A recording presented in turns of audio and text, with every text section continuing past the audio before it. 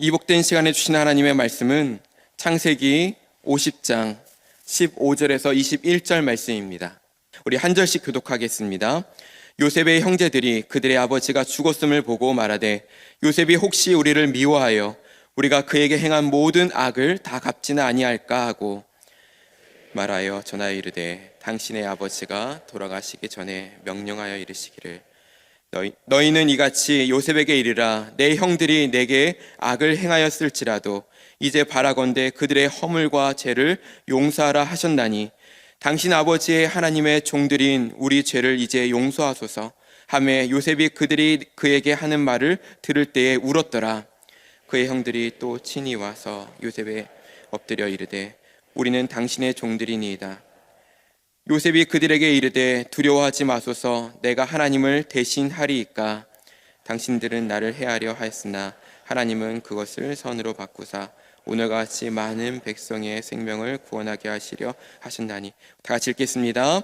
당신들은 두려워하지 마소서 내가 당신들과 당신들의 자녀를 기르리이다 하고 그들을 간곡한 말로 위로하였더라. 아멘. 오늘 본문 내용은 요셉 이야기의 피날레가 되는 부분이죠. 요셉의 형들은 자신들을 보호해줄 아버지 야곱이 죽었기 때문에 이젠 우리 죽었구나 싶었습니다. 형들은 요셉이 애굽의 총리가 되어서 자신이 가진 권력과 힘으로 형들을 괴롭힐 거라 생각하여서 죄를 용서하고 우리를 종으로 삼아달라라고 말하면서 요셉 앞에 엎드립니다. 여러분, 요셉은 노예로 팔리는 그 시간부터 형들에게 복수를 꿈꾸며 애굽의 총리가 되기를 위해 살아왔던 것일까요? 요셉은 자신의 힘을 키우고 능력과 재물을 늘리는 것이 그의 인생의 목표였을까요? 그렇지 않았습니다. 요셉은 형들 앞에서 눈물을 훔치며 이야기한 내용을 보면 우리는 잘 알 수 있어요. 20절 말씀입니다.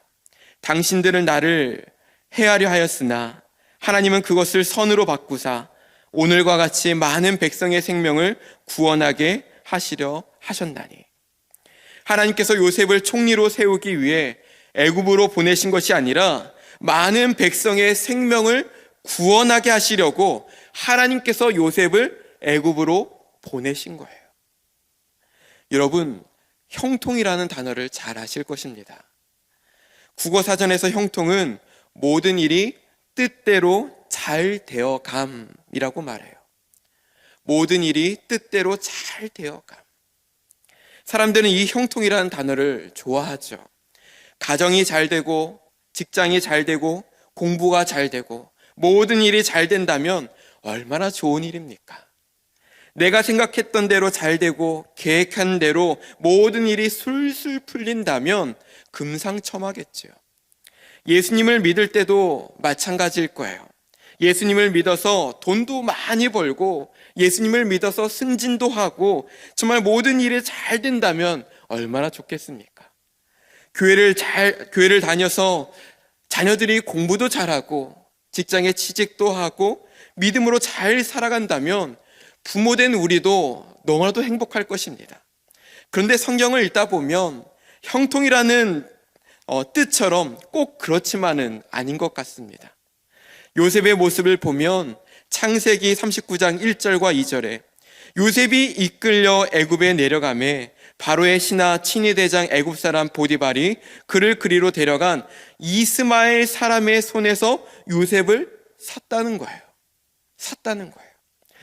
여호와께서 요셉과 함께 하심으로 그가 형통한 자가 되어 그의 주인 애굽 사람의 집에 있으니. 하나님께서 요셉과 함께 하셨는데 보디발 장군의 집에 노예로 팔려간 것입니다. 요셉이 노예가 된 거예요. 하나님께서 요셉과 함께 하시면 우리가 생각했을 때는 상인에게 잡혀가다가 기적적으로 탈출하여서 집으로 돌아와 야곱과 눈물의 상봉을 이루어야 되지 않겠습니까? 이것이 형통이 아니겠습니까? 근데 성경은 요셉을 형통한 자라고 하면서 노예 생활을 하게 한 거예요. 창세기 39장 20절과 21절이에요. 이에 요셉의 주인이 그를 잡아 옥에 가두니 그 옥은 왕의 제수를 가두는 곳이었더라. 요셉이 옥에 갇혔으나 여호와께서 요셉과 함께 하시고 그에게 인자를 더하사 간수장에게 은혜를 받게 하시매. 하나님께서 요셉과 함께 하셨다고 분명히 앞절에서 이야기했는데, 장군의 아내를 유혹했다는 억울한 누명으로 깊은 감옥에다가 갇히게 되는 것입니다. 이게 정말 형통일까요? 충성스럽게 보디발 장군의 집에서 인정도 받았죠. 드디어 잘 되나 보다 싶었지만 갑자기 억울하고 답답한 일을 겪게 되었어요. 계획대로 하나도 되지 않은 것처럼 보입니다. 하나도 되지 않아요. 창세기 39장 23절입니다. 간수장은 그의 손에 맡긴 것을 무엇이든지 살펴보지 아니하였으니 이는 여호와께서 요셉과 함께 하심이라. 여호와께서 그를 범사에 형통하게 하셨더라. 감옥에서 분명히 하나님께서 형통하게 하셨다라고 말씀하셨습니다. 그런데 술 맡은 관원장을 통해서 감옥에 나오게 될 기회를 얻게 되었지만 어떻게 됩니까? 창세기 40장 23절에 술 맡은 관원장이 요셉을 기억하지 못하고 잊었더라. 요셉과 약속한 것을 다 잊어버린 거예요. 요셉이 꿈을 해몽해주고 살아 돌아가게 되었음에도 감옥에 그가 나가더니 요셉을 싹 잊어버린 거예요. 요셉은 술 맡은 관원장이 나가면서 그를 얼마나 기다렸겠습니까? 드디어 감옥에서 나갈 수 있겠구나. 조금만 기다리면 되겠구나 생각했는데 이 시간이 하루 이틀이 아니라 몇 년이나 흘러간 거예요. 몇 년이나 흘러간 거예요. 얼마나 그 시간을 통해서 좌절하고 힘들었겠습니까? 그렇다면 우리는 형통이라는 단어를 다시 해석해 보면 좋을 것 같습니다.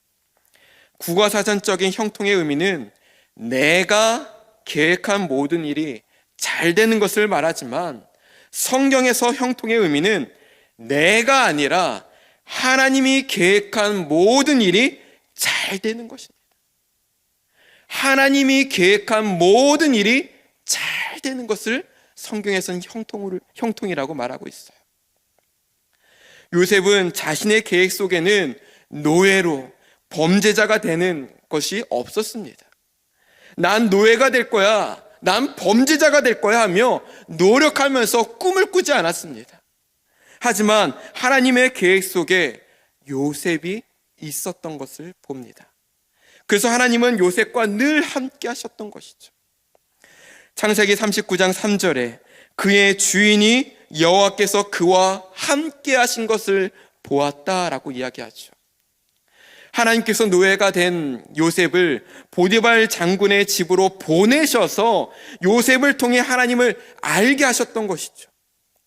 하나님과 함께한 요셉의 성실함과 정직함을 통해서 하나님을 보게 하신 것입니다.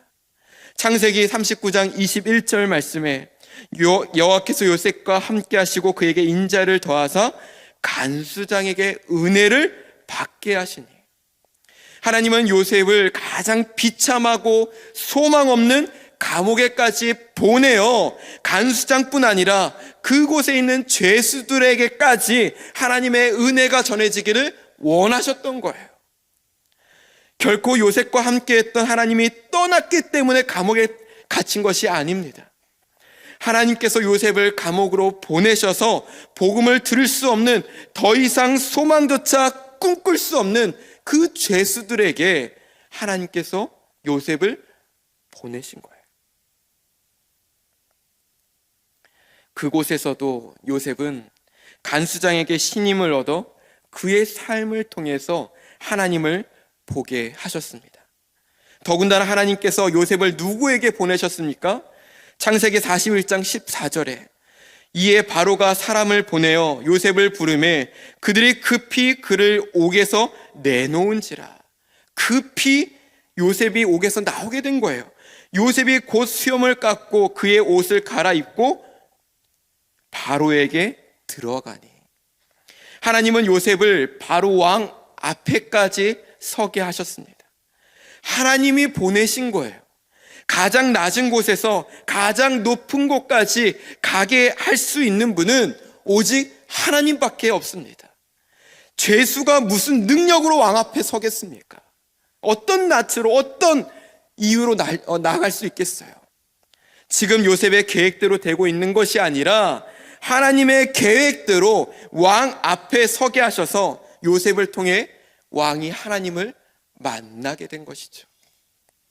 하나님께서 알려주신 대로 왕의 꿈을 해석해 줍니다.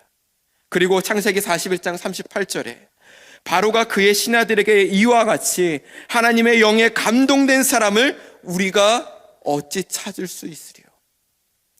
바로 왕은 요셉을 통해서 하나님을 만나게 된 거예요. 결국 애굽의 총리가 되죠. 요셉의 형들과 가족뿐 아니라 애굽의 백성들까지도 구원하여서 하나님의 살아계심을 모두가 경험하게 됩니다. 이 모든 것을 누가 계획하고 진행하였습니까? 요셉이 아니라 하나님이세요. 요셉이 아니라 하나님이시라고요. 요셉은 이 놀라운 일을 조금도 생각하지 못했을 것입니다. 그러나 이 모든 것이 하나님의 계획 속에 있었음을 우리는 믿습니다. 하나님께서는 요셉을 노예로 보내셔서 보디발 장군의 가족과 노예들에게 하나님을 만나게 하셨습니다. 하나님께서는 요셉을 감옥으로 보내셔서 감옥에 있는 간수장과 제수들에게 하나님을 만나게 했어요. 하나님께서는 요셉을 왕 앞에 서게 하셔서 왕과 대신들에게 하나님을 만나게 하셨습니다. 그리고 요셉을 애굽의 총리로 세워 형제들과 아버지 야곱과 애굽의 백성들에게 하나님의 살아계심을 증거하게 하셨어요. 분명한 것은 요셉은 어떤 상황에서도 하나님을 신뢰하며 믿음으로 살아왔기에 노예로 있을지라도, 죄수로 있을 때에도, 애굽의 총리로 있을 때에도 하나님의 사람으로서 한결같이 성실하고 정직하며 하나님 앞에 겸손했다는 사실이에요. 그가 노예로 있을 때에도, 죄수로 있을 때에도, 애굽의 총리로 있을 때에도 한결같은 마음으로 그는 성실했습니다. 정직했습니다.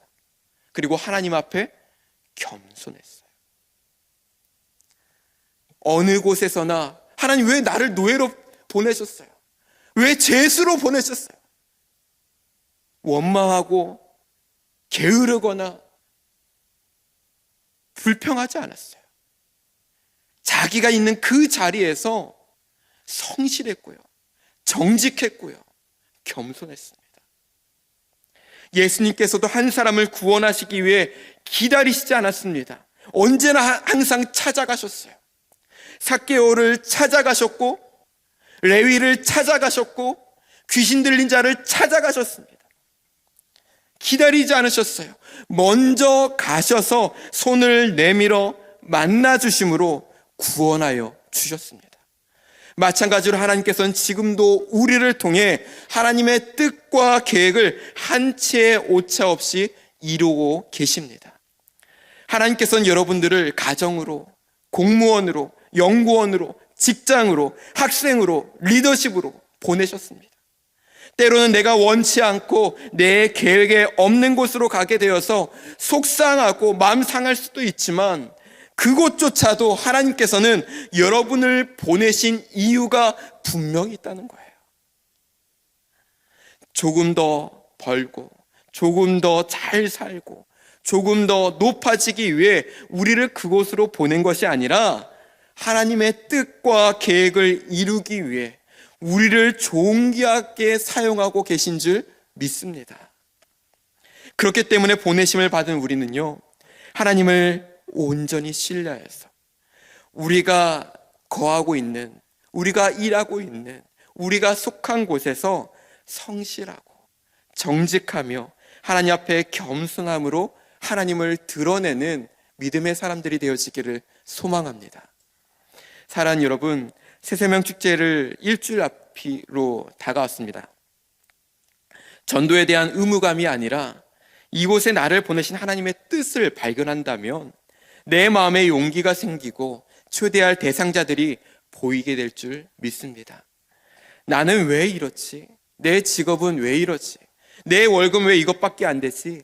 이러한 고민으로 우리의 삶을 허비하는 것이 아니라 하나님께서 보내신 자리에서 나를 통해 우리의 가족이 구원을 받는 기회가 되기를 바랍니다. 나를 통해서 직장 동료들이 하나님을 만나는 기회가 되기를 바랍니다. 나를 통해 하나님의 살아계심을 보게 되기를 소망합니다. 말씀을 맺겠습니다. 잠언 16장 9절 말씀을 보면 사람이 마음으로 자기 길을 계획할지라도 그의 걸음을 인도하시는 이는 여호와시니라 라고 말씀하세요. 하나님의 자녀는 단 한 사람도 실패한 인생은 없습니다. 우리가 실패한 것이 아니라 보내심을 받은 거예요. 높은 곳뿐만 아니라 낮은 곳에서도 하나님은 하나님의 구원이 필요한 곳에 우리를 보내신 것입니다. 하나님이 보내신 여러분의 자리는 어디입니까? 하나님께서 모든 것을 선으로 바꾸사 구원하여 주시는 복된 곳인 줄 믿습니다. 우리가 맡은 모든 일, 모든 직업, 모든 수고가 하나도 헛됨 없이 영혼을 향한 하나님의 선을 이루는데 귀하게 쓰임받는 우리 모두가 되어지기를 소망합니다.